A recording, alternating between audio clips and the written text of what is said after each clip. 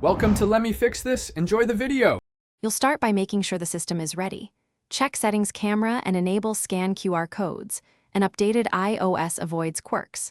Once done, open the camera app or swipe to Control Center and tap the QR code icon to launch scanning fast.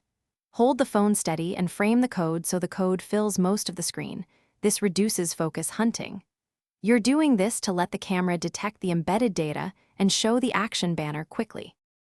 With the camera open, bring the QR code into view and hold for a second. The iPhone reads it automatically and shows a notification banner. You should tap the banner to see a preview. This gives you context, so you understand why you're being directed.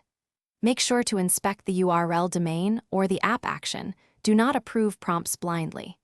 If the QR launches a payment or form, review required fields and permissions. This prevents accidental sharing of data, or after previewing, tap the suggested action to complete it. Open a web page, add a contact, or join Wi-Fi, and follow any additional prompts on screen. If you need to save the result, use the share sheet to copy the link or save to notes for later. This keeps you in control. If scanning fails, clean the lens, improve lighting, move closer, or toggle settings camera scan QR codes off and on. These quick checks fix most recognition problems and keep you moving. Thanks for watching. If you found this helpful, don't forget to like and subscribe.